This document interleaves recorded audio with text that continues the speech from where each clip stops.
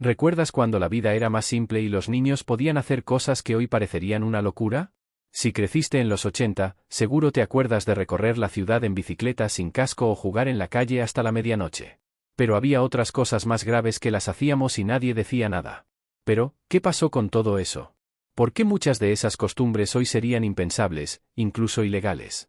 Acompáñanos en este viaje a otra época donde la infancia era un terreno salvaje, sin tantas reglas ni restricciones, pero también con sus peligros ocultos.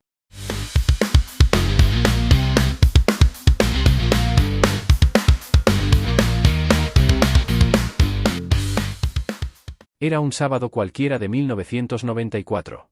Son las 9 de la mañana. Un niño de 8 años termina su tazón de cereales, agarra su bicicleta del garaje y sale sin decir mucho más que «vuelvo antes de que oscurezca». No lleva celular. No lleva reloj.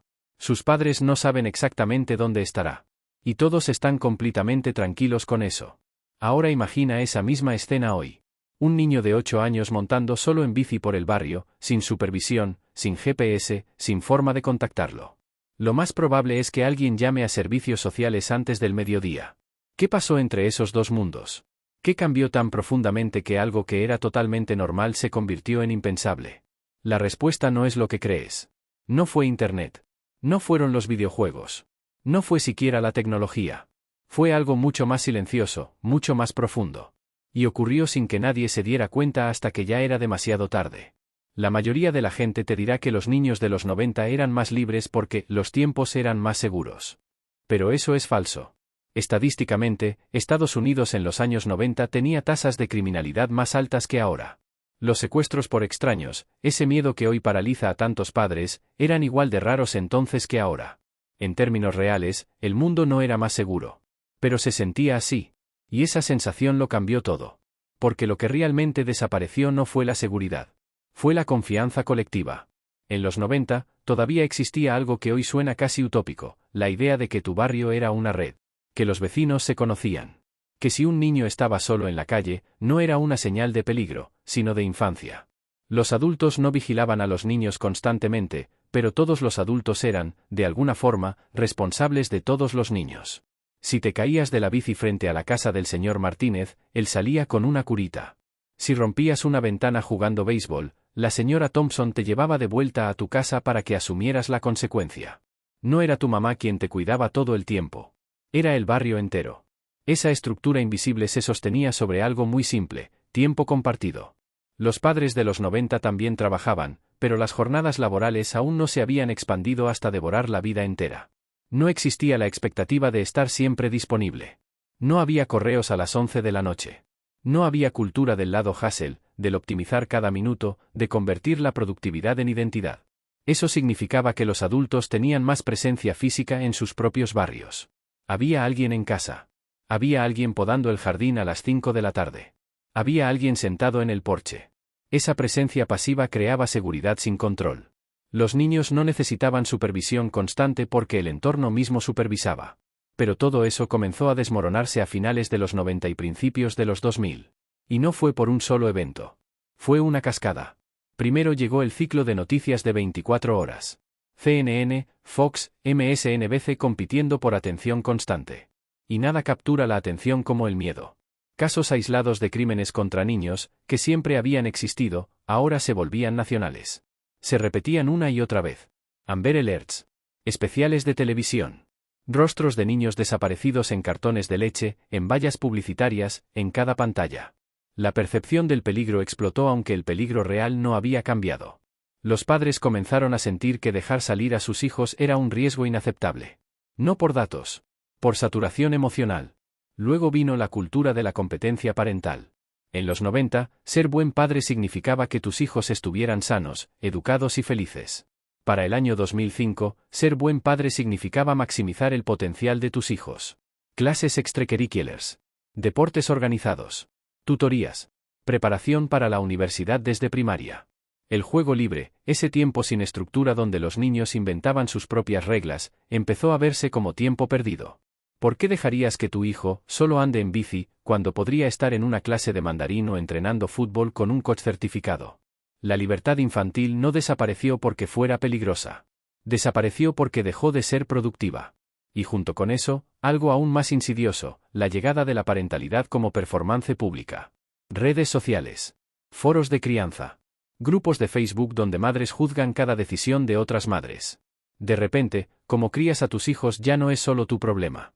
Es un asunto público. Y en ese contexto, dejar que tu hijo de 9 años camine solo 3 cuadras hasta la casa de un amigo no es visto como independencia saludable. Es visto como negligencia. Como una falla moral. Porque si algo pasara, todos lo sabrían. Y todos te culparían. Así que los padres comenzaron a compensar. Más vigilancia. Más estructura. Más miedo disfrazado de amor. Para el 2010, el término helicopter parent ya era común. Pero no surgió de la nada. Surgió de un cambio cultural donde el riesgo se volvió intolerable y la libertad infantil se convirtió en sinónimo de irresponsabilidad adulta. Mientras tanto, los espacios físicos también cambiaron. En los 90, los barrios todavía tenían lo que los urbanistas llaman terceros lugares, parques, bibliotecas, centros comunitarios, tiendas de barrio donde los niños podían estar sin necesidad de consumir o ser supervisados formalmente. Esos lugares fueron desapareciendo. Los parques se volvieron menos accesibles. Las bibliotecas recortaron horarios. Las tiendas de esquina cerraron, reemplazadas por grandes cadenas en las afueras, inaccesibles sin auto. El espacio público se privatizó. Y cuando no hay dónde estar, no hay dónde ser libre. La tecnología sí jugó un papel, pero no del modo obvio. No es que los niños de hoy prefieran estar adentro jugando Fortnite. Es que el mundo exterior fue diseñado para excluirlos. Sin espacios propios, sin autonomía de movimiento, sin otros niños afuera porque todos están en actividades programadas, la pantalla se volvió el único lugar donde aún podían experimentar algo parecido a la libertad. Irónico, ¿no? Los padres culpan a los dispositivos por mantener a los niños adentro, pero fueron los adultos quienes cerraron las puertas del afuera primero. Y ahora llegamos al núcleo. La razón oculta.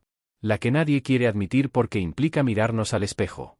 Los niños de los 90 eran más libres porque los adultos confiaban más en el mundo. No porque el mundo fuera objetivamente más confiable, sino porque la cultura aún no había convertido la desconfianza en virtud. Hoy, desconfiar es ser responsable. Anticipar peligro es ser buen padre. Controlar cada variable es amor. Y en ese marco, la libertad infantil no tiene lugar. Pero hay algo más. Los niños de los 90 eran más libres porque sus padres también lo eran. Libres de la tiranía de la conectividad constante. Libres de la comparación infinita en redes sociales. Libres de la métrica de éxito basada en el rendimiento perpetuo. Esa libertad adulta creaba espacio para la libertad infantil. Hoy, los adultos viven encadenados a expectativas imposibles. Y esas cadenas se heredan. Un padre que no puede desconectarse del trabajo no puede permitir que su hijo desconecte de la supervisión. La ansiedad se transmite. Entonces, ¿qué pasó realmente? No fue un solo villano. Fue un sistema completo que cambió silenciosamente. Las noticias nos enseñaron a tener miedo. La economía nos obligó a trabajar más. Las redes sociales nos pusieron bajo escrutinio constante. El espacio público se cerró. Y en algún punto, sin que nadie lo decidiera formalmente, la infancia dejó de ser un tiempo de exploración para convertirse en un proyecto a gestionar. Lo más perturbador de todo esto es que se normalizó tan rápido que quienes crecieron después del cambio ni siquiera saben lo que perdieron. Para ellos, esto es la infancia. Supervisión constante. Agendas llenas. Miedo ambiental. No conocen esa sensación de salir en la mañana y no volver hasta que las luces de la calle se encendieran. No conocen la libertad de aburrirse tanto que tenías que inventar algo. No conocen la confianza de saber que podías moverte por el mundo sin permiso constante. Y tal vez eso es lo más triste. No solo perdimos algo. Perdimos la memoria de que alguna vez lo tuvimos. La libertad infantil de los 90 no era perfecta. Había problemas, había negligencia real en algunos casos, había cosas que merecían cambiar. Pero al corregir algunos excesos, demolimos toda la estructura. Tiramos al bebé con el agua de la bañera. Y ahora estamos criando generaciones enteras que nunca experimentarán lo que es ser un niño sin vigilancia, sin agenda, sin miedo institucionalizado. Quizá lo más revelador es esto: hoy dejar que tu hijo haga lo que era totalmente normal en 1995 puede costarte una visita de servicios sociales. Esa es la distancia que hemos recorrido. Y nadie votó por ello. Nadie lo eligió conscientemente. Simplemente, pasó. Una decisión pequeña tras otra. Un miedo tras otro. Hasta que la libertad se volvió sospechosa y el control se volvió amor.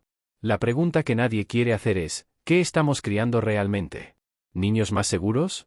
O adultos que nunca aprendieron a evaluar riesgos, a confiar en su criterio, a moverse por el mundo sin supervisión externa?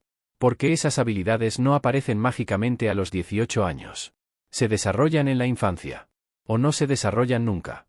Hemos viajado a una época donde la infancia era más libre, pero también más arriesgada. Hoy, muchas de estas cosas parecen impensables, incluso ilegales, pero en su momento eran parte del día a día. Nos raspábamos, nos caíamos, jugábamos sin miedo y, de alguna forma, sobrevivimos sin tantas reglas. Ahora la seguridad es una prioridad, y aunque es cierto que muchas de estas normas han salvado vidas, también nos queda la duda, ¿eran aquellos tiempos más felices? ¿Era mejor esa infancia sin tanta supervisión o solo miramos al pasado con nostalgia? Cuéntanos en los comentarios, ¿qué de todo esto te tocó vivir? ¿Extrañas algo de aquellos años? ¿O crees que hoy los niños están mejor protegidos? Queremos saber tu opinión. Nos vemos en el próximo viaje. Si llegaste hasta el final es porque te gustó el contenido, no olvides dejar un like y suscribirte al canal.